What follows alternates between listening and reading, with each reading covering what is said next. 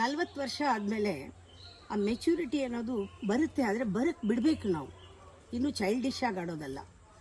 ಅದು ಬರಬೇಕಾದ್ರೆ ಶಾಂತಿ ನಮ್ಮ ಜೀವನದಲ್ಲಿ ಪೀಸ್ಫುಲ್ ಆಗಿರೋದು, ಅದನ್ನು ಎಂಬ್ರೇಸ್ ಮಾಡಬೇಕು, ಸ್ವೀಕರಿಸಬೇಕು. ಅದೇ ಪ್ರಯಾರಿಟಿ ಆಗಬೇಕು. ಆವಾಗ ನಮಗೆ ಕಾನ್ಫ್ಲಿಕ್ಟ್ ಕಡೆ ಗಮನ ಬರಲ್ಲ. ನಿಮಗೆ ಎನರ್ಜಿ ಇಲ್ಲ ಆರ್ಗ್ಯೂ ಮಾಡೋಕ್ಕೆ ಅಂತಲ್ಲ, ನಿಮ್ಮ ಚಾಯ್ಸು ಸಂಘರ್ಷ ಬೇಡ, ಬ್ಯಾಟಲ್ ಬೇಡ.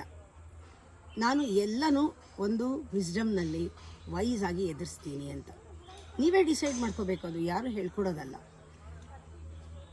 ಯಾಕೆ ಅಂದರೆ ನಮಗೆ ಆ ರಿಯಾಕ್ಷನ್ ಯಾವಾಗ ಬರುತ್ತೆ ಅಂದರೆ ಆರ್ಗ್ಯುಮೆಂಟ್ಗೆ ಬಂದಾಗ ಅಥವಾ ಅಗ್ರಿಮೆಂಟ್ಗೆ ಹೋದಾಗ ಆಗ ರಿಯಾಕ್ಷನ್ ಬರುತ್ತೆ. ನಮ್ಮ ಇಡೀ ಜೀವನದ ಪರಮಧ್ಯೇಯ ಶಾಂತಿಯನ್ನು ಸಂರಕ್ಷಿಸೋದು ಅದೇ ಮುಖ್ಯ ಆಗುತ್ತೆ. ಶಾಂತಿಯನ್ನು ಸಂರಕ್ಷಿಸಬೇಕಾದ್ರೆ ಯು ಹ್ಯಾವ್ ಟು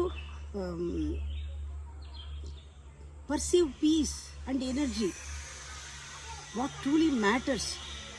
ಅದು ನೀನು ಗ್ಯಾರಂಟಿ ಆಗಿಬಿಡ್ಬೇಕು, ನಾನು ಇಷ್ಟಕ್ಕೆ. ಅವಾಗ ನಾವು ಏನು ಬೇಕಾದ್ರೂ ಬಿಟ್ಕೊಡೋಕ್ಕೆ ತಯಾರಿದ್ದೀವಿ. ನಮಗೆ ಶಕ್ತಿ ಇಲ್ಲ ಅಂತಲ್ಲ, ನಮಗೆ ಬೇಡ.